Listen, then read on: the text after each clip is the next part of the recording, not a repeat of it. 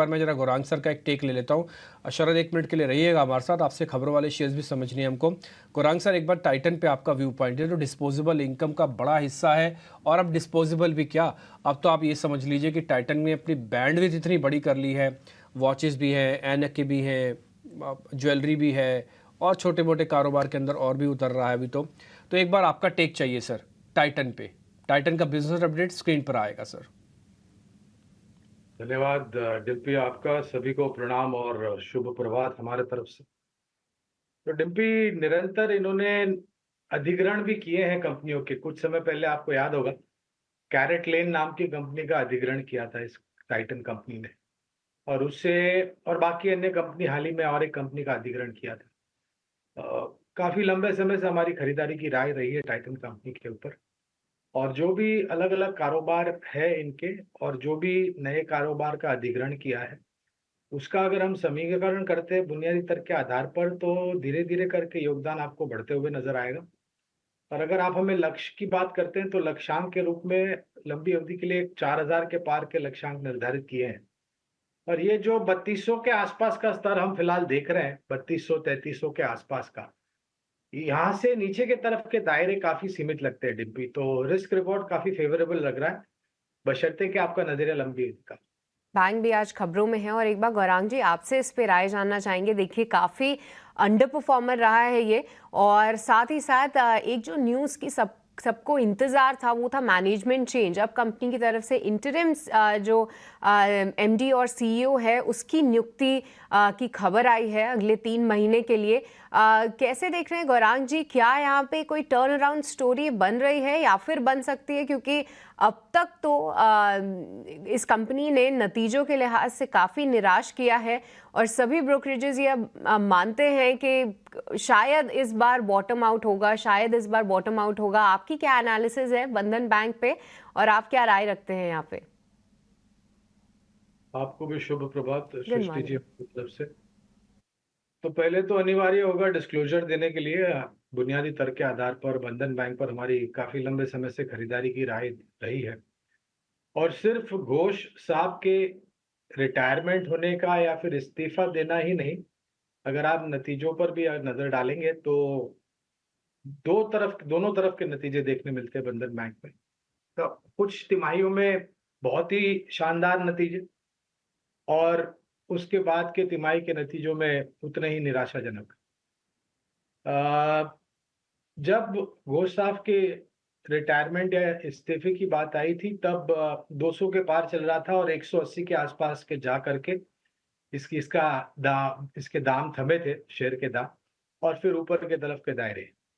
अब जो स्पष्टीकरण आ गया है, क्योंकि बाजार को जो पसंद नहीं आता सृष्टि, वो है स्पष्टीकरण न होना, या फिर किसी भी तरह की अनिश्चितता का परिस्थिति।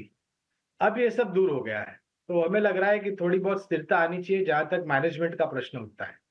दूसरी तरफ ये देखना अनिवार्य होगा कि अब नतीजों में किस प्रकार से स्थिरता आती है।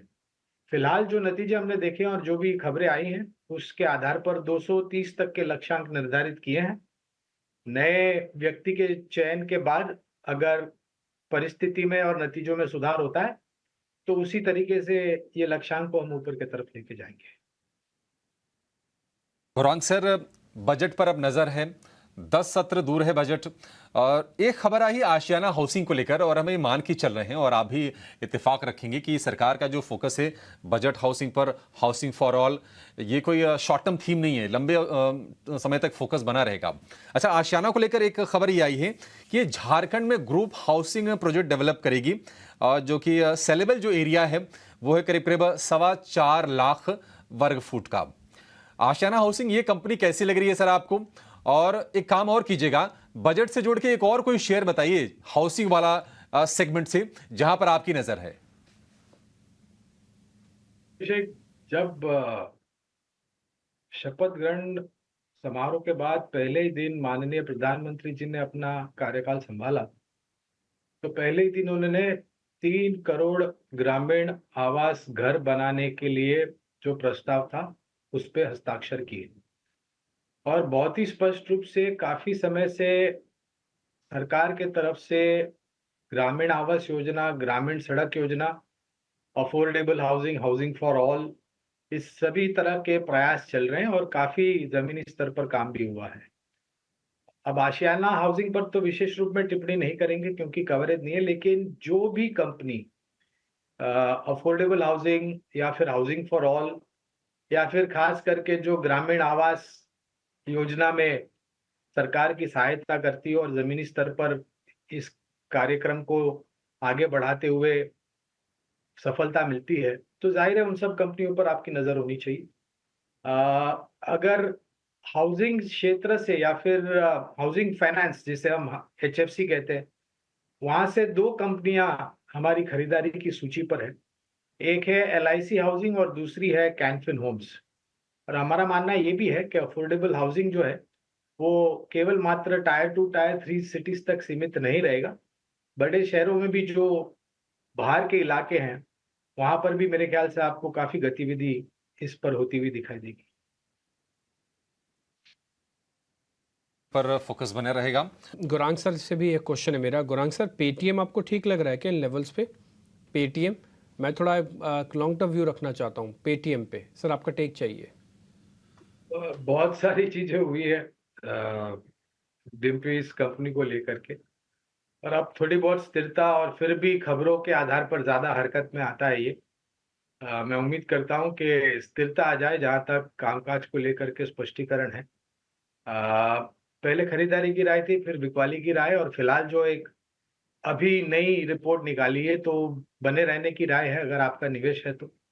और हमें लग रहा है कि जो भी अनिश्चितता का वातावरण है वो बहुत जल्द आपको सुलझता हुआ नजर आएगा और कामकाज आपको फिर से स्थिरता की ओर लौटता हुआ नजर आएगा।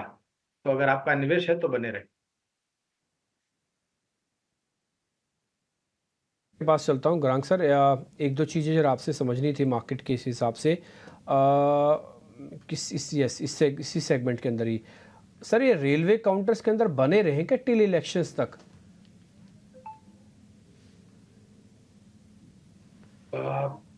देखिए, मेरे ख्याल से जो परिवर्तन हो रहा है भारतीय रेल को लेकर के वो आने वाले 3-6 महीने के लिए नहीं हो रहा है। वो यहाँ से आने वाले 3 से 5 साल के लिए हो रहा है। और रक्षा क्षेत्र में जिस तरीके से हमने परिवर्तन देखा था उसी तरीके का परिवर्तन हमने रेलवे क्षेत्र से जुड़ी हुई कंपनियों में आते दिख रहा है, और उसके साथ साथ ऊर्जा उत्पादन करने वाली कंपनियां, वितरीकरण उपकरण बनाने वाली कंपनियों में आता हुआ। तो जो सक्षम और मजबूत कंपनियों में अगर आपका निवेश है, इन सब क्षेत्र से जुड़ी हुई जो भी कंपनियां, चाहे वो सरकारी कंपनी हो या फिर निजी क्षेत्र की कंपनी, आपको मेरे ख्याल से जल्दबाजी नहीं करनी चाहिए किसी भी तरह का ये मन बना करके कि अब ये चल चुके हैं, अब इससे ज्यादा क्या चलेगा। ये मैं इसलिए बता रहा हूं क्योंकि ये ऑर्डर बुक निरंतर आपको बढ़ती हुई दिखाई देगी और ऑर्डर बुक एग्जीक्यूट करते करते इनके नतीजे काफी शानदार आ सकते हैं।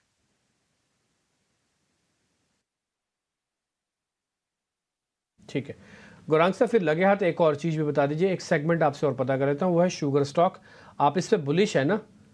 मतलब मैं सिर्फ बजट की बात नहीं बोल रहा, मैं पूरे एक साल की बात बोल रहा हूँ।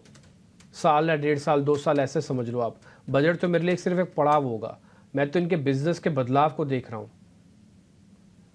जी, बजट हर साल आता है और इस बार ही हमने 2 बार आते हुए देखेंगे क्योंकि चुनाव था। तो बजट में काफी सारी उम्मीदें बांधना शुरू हो जाती हैं बजट के पहले, लेकिन हमें ये भी देखना चाहिए कि माननीय वित्त मंत्री जी श्रीमती निर्मला सीतारामन जी अपने अनुभव के हिसाब से और जो देश के हित में है, जो नागरिकों के हित में है, उस तरीके से काम करेंगे।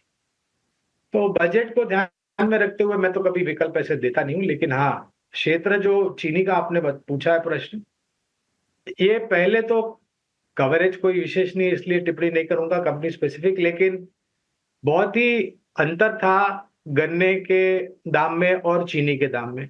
अब वो धीरे धीरे करके एमएसपी के द्वारा कम होता जा रहा है। दूसरी तरफ जो बकाया था बैलेंस शीट पर वो भी कम हो रहा है चीनी उत्पादन करने वाली कंपनियों पर। और तीसरी तरफ एथेनॉल के दाम निरंतर साल दर साल बढ़ते हुए दिखाई दे रहे हैं, और एथेनॉल एक बाई प्रोडक्ट है जब आप गन्ने से चीनी उत्पादन करते हैं।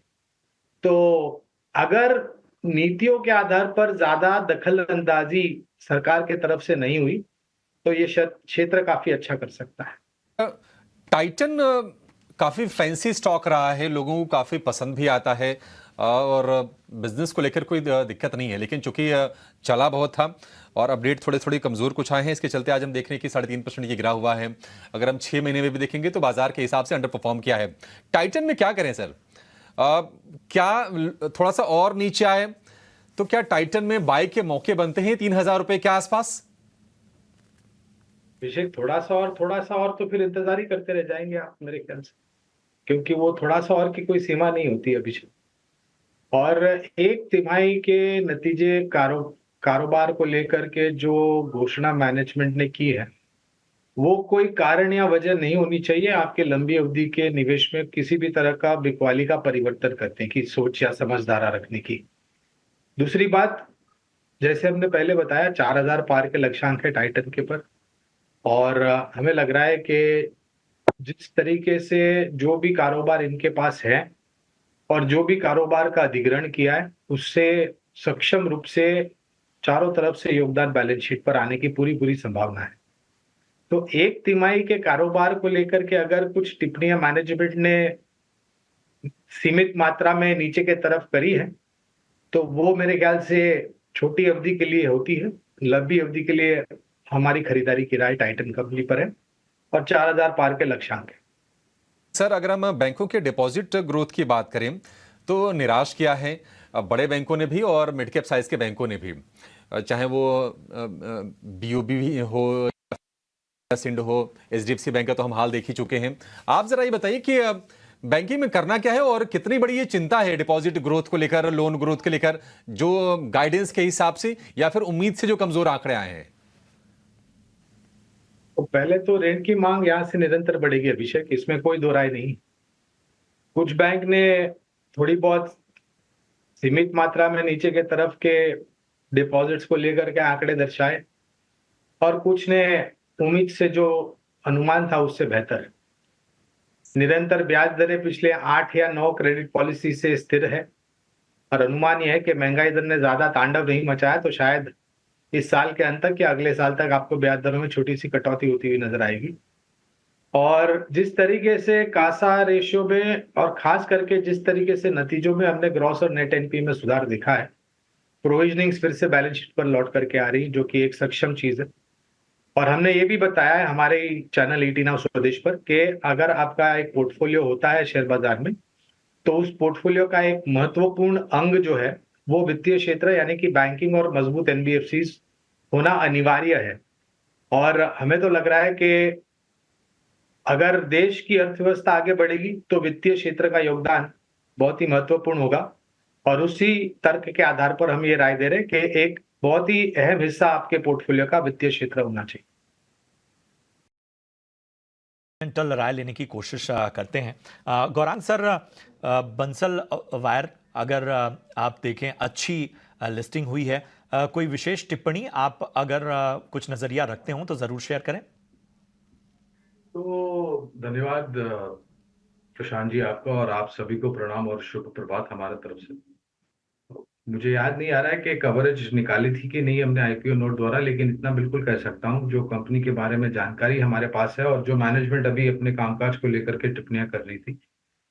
पहले तो अपॉर्चुनिटी बहुत बड़ी है, ना तो सिर्फ स्थानीय मार्केट में लेकिन एक्सपोर्ट मार्केट में। हालांकि इन्होंने ये भी बताया कि कुछ ही समय पहले इन्होंने अपना एक्सपोर्ट मार्केट शुरू किया है, लेकिन जिस प्रकार से टिप्पणियां थी एक्सपोर्ट मार्केट को लेकर के और उसके साथ साथ स्थानीय मार्केट में। दूसरी बात, लागत खर्च को लेकर के इनको ज्यादा परेशानी नहीं हो रही, क्योंकि ये जो लागत खर्च बढ़ता है वो सीधे सीधे उपभोक्ताओं को दे देते हैं और अपना जो मुनाफे का मार्जिन है वो बनाए रखते हैं। तो कारोबार और जो प्रोडक्ट प्रोफाइल इनके पास है, ऑफरिंग्स जो है प्रोडक्ट की, वो काफी सक्षम और मजबूत है। एक्सपर्ट नजरिया गौरांग सर का बंसल वायर पे कोलकाता से। Shashank, good morning. सबसे पहले तो ये बताइए कोलकाता की सुबह कैसी है, किस तरह का मौसम है? बड़ा ही प्यारा शहर, सिटी ऑफ जॉय। सर बहुत बढ़िया मौसम है यहाँ पे, और कई दिनों से क्या सर्दी गर्मी नहीं पड़ रही है बिल्कुल यहाँ पे। बिल्कुल, और बहुत सुहाना मौसम है। चलिए सर, मेरा SW सोलर पे सवाल था जी। इसका फंडामेंटल्स और पेरेंटल तो रिलायंस का था, ठीक है। एंड इसका नाइजीरिया का एंड रिलायंस का एक ऑर्डर आने का था, ये डिले होते जा रहा है। तो अभी फंडामेंटली इसको क्या करना चाहिए मेरे को, और टीवी 18 ब्रॉडकास्ट ठीक है, वो मेरे पास लिया हुआ है। टीवी 18 ना? हाँ, उसका मर्जर का भी जिसे उसका क्या विजिबिलिटी रहता है, क्योंकि वायोकॉम 18 भी उसमें हो रहा है, तो उसके लिए। लेकिन ठीक है, चलिए इसका view मुझे क्या रहेगा मुझे कि आप मैंने के साथ मुझे में? पहले एक बार लेवल्स बता दीजिए। वैसे तो आपने भेजा हुआ है लेवल्स, आपने 450 के स्तर पे खरीदा हुआ है SW solar? Right sir, right. ठीक है, और नेटवर्क 18 अगर मैं गलत नहीं हूं तो 95, टीवी 18 आपने बिल्कुल सर, बिल्कुल सर। ठीक है, ठीक है। तो सबसे पहले तो बधाई स्वीकार कीजिए, क्योंकि SW सोलार में तो जबरदस्त मुनाफा आपको यहाँ पर हो रहा है। चलिए एक फ्रेश व्यू लेने की हम इसमें कोशिश करते हैं। नजरिया आपका लॉन्ग टर्म का ही होगा? हाँ, लॉन्ग टर्म। ठीक है, 6 से 8 महीना। ठीक है। चलिए गौरांग सर, मैं आपके पास आना चाहूंगा, जरा स्टर्लिंग एंड विल्सन और टीवी 18 ब्रॉडकास्ट, इन दोनों पर राय दीजिए। सबसे पहले SW सोलार 450 की खरीद है, अच्छी क्वांटिटी में खरीदा है, मुनाफा यहां पर होता हुआ, लेकिन इनके अपने कंसर्न है, आज स्टॉक पर दबाव भी हम देख रहे हैं। तो दोनों पर कवरेज नहीं है, लेकिन Sterling and Wilson SW solar ये कंपनी काफी सक्षम और मजबूत लग रही है। जिस प्रकार से कारोबार है, बैलेंस शीट है, और जिस प्रकार से सरकार की जो योजना है क्लीन और ग्रीन एनर्जी को लेकर के, अभी ऐसा होता है ना प्रशांत जी कि कभी कभी कुछ ऑर्डर्स मिलने में थोड़ी देरी हो जाती है, लेकिन उसका ये मतलब नहीं होता है कि आप कोई बड़ा परिवर्तन करें अगर वो ऑर्डर नहीं आता है आपके अनुमान के हिसाब से। और जहां तक clean and green renewable energy का सवाल है, जिस प्रकार से, और मैं हमारा ये भी मानना है प्रशांत जी कि शायद 23 जुलाई को जो बजट पेश होगा, माननीय वित्त मंत्री जी श्रीमती निर्मला सीतारामन जी जो बजट पेश करेंगे, उसमें क्लीन और ग्रीन एनर्जी यानी कि सोलार और विंड एनर्जी को लेकर के काफी कुछ कदम आगे बढ़ते हुए दिखाई देंगे। तो कोई जल्दबाजी करने की जरूरत नहीं है। ठीक है, चलिए इस पे एक रत्नेश जी से भी राय ले लेते हैं। रत्नेश जी, जरा SW सोलार 450 की बाइंग और टीवी 18 95 की बाइंग, फटाफट से बताइए क्या करना चाहिए। SW सोलार में मेरे हिसाब से अभी अच्छे खासे सपोर्ट लेवल के आसपास में आ गए, तो मैं यहाँ पे इनको सजेस्ट करूंगा कि अभी 640 के स्टॉप लॉस से बने रहे। कहीं ना कहीं कंसोलिडेशन में वापिस से तेजी दिखेगी, इसको 740 रुपए तक लेके जा सकती है।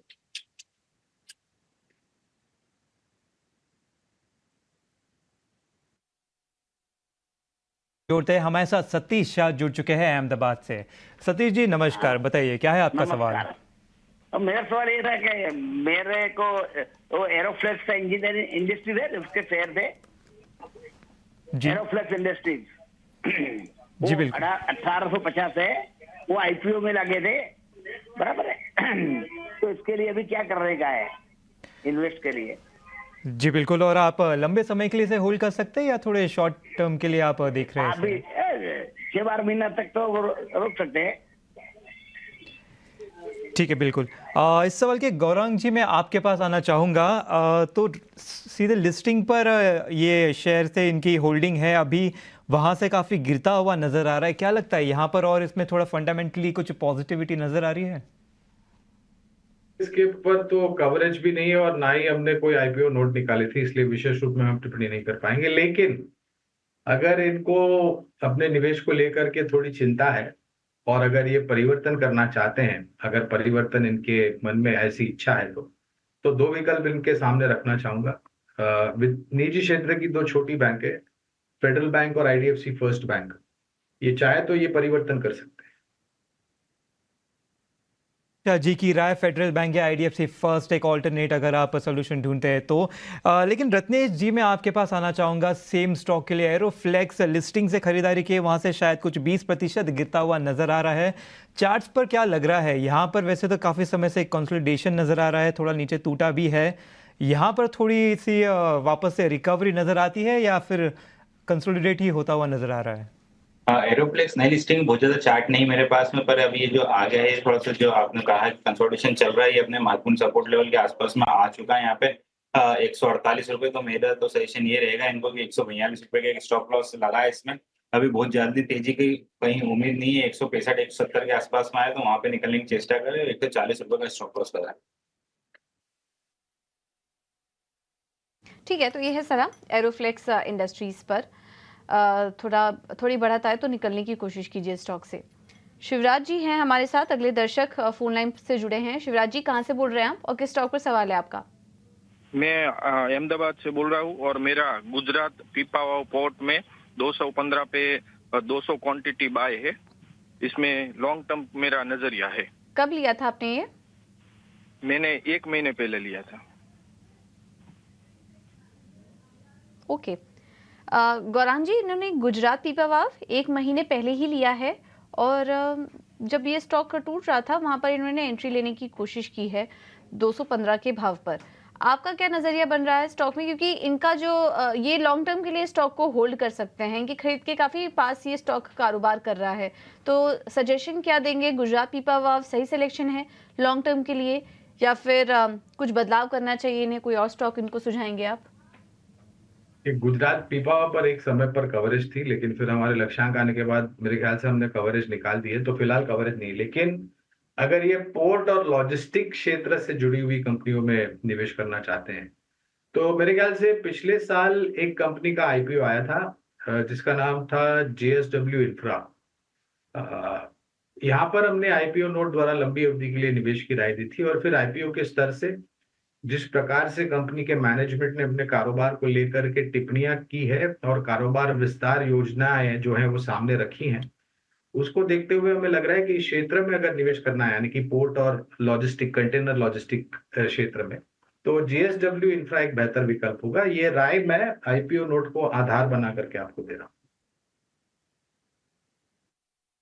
ये है राय गुजरात पीपावाव पे। करते हैं और अरबाज हमारे साथ जुड़े हैं फोन लाइन पर। अरबाज जी नमस्कार, सवाल पूछिए अपना। नमस्कार मैम जी, मेरे पास 500 जी, शेयर है। कौन सा स्टॉक है आपके पास? सुजलोन एनर्जी 500 शेयर। जी जी, 15 रुपए तो के कितना भाव। समय दे सकते हैं आप? मैम अभी तो मैं पढ़ाई कर रहा हूँ, लेकिन मुझे होल्ड करना है, तो कितने तक होल्ड कर सकता हूँ मैं इसको? अच्छा, ठीक है। तो आप पढ़ाई कर रहे हैं और आपने फिर निवेश इन्वेस्टमेंट अपना कब से शुरू किया? मुझे हो गया मैम। मार्केट में कब एंट्री लिया आपने? 1 साल में। समय मिल जाता है आपको मार्केट स्टडी करने का? जी मैम। चलिए, पढ़ाई के साथ साथ अगर आप इसमें भी दिलचस्पी दिखा रहे हैं तो बहुत अच्छी बात है, लेकिन आपको सजेशन यही है कि अपने स्टडीज़ पर भी ध्यान दीजिए और मार्केट के उतार चढ़ाव में बेहतर स्टॉक आइडेंटिफाई करने की कोशिश कीजिए, जिससे कि आपकी पढ़ाई को डिस्टर्बेंस ना हो और आपको मुनाफा भी होता रहे। यहाँ पर हमारे साथ गौरांग भी मौजूद है। गौरांग जी, सुजलॉन एनर्जी है, इनके पास 15 रुपए पर इन्होंने एंट्री ली थी, तो काफ़ी बेहतरीन लेवल पर एंट्री ली थी। कुछ सोच समझ कर ही इन्होंने ये स्ट्रैटेजी बनाई होगी और देखिए इनको मुनाफा भी हो रहा है। सुजलॉन 55 रुपए के पास ये स्टॉक कारोबार कर रहा है। काफ़ी अच्छा रनअप स्टॉक ने दिखाया इस पूरे साल। अभी क्या करें? अभी आगे और तेजी के लिए बने रहना चाहिए स्टॉक में इन्हें? तो पूजा काफी लंबे समय पहले कवरेज थी, फिलहाल कवरेज नहीं है। लेकिन अरबाज भाई को एक चीज बिल्कुल कहना चाहूंगा, वो बता रहे हैं वो विद्यार्थी हैं, पढ़ाई कर रहे हैं। आपने भी सही बताया कि पहले पढ़ाई पर ध्यान देनी चाहिए और बाद में शेयर बाजार और निवेश के ऊपर। और करता हूं कि अरबाज भाई ने जो निवेश किया है वो उनकी खुद की पूंजी हो, न कि किसी से उधार लेकर के या बाजार में से पूंजी ली हो। 15 रुपए पर निवेश है सुजलॉन में, मौजूदा भाव करीबन 55 के आसपास, तो अच्छा खासा मुनाफा इनको हो रहा है। विशेष रूप में टिप्पणी नहीं कर पाएंगे क्योंकि कवरेज नहीं है, लेकिन पूजा बहुत परिवर्तन हो रहा है सुजलॉन में। जो पहले परिस्थिति थी उससे उभरने का प्रयास हो रहा है। अब ये कितने सफलतापूर्वक नतीजों में तब्दील होता है ये आने वाले भविष्य में पता चलेगा। एक्सपर्ट राय गौरांग जी की आती हुई सुजलॉन एनर्जी पे।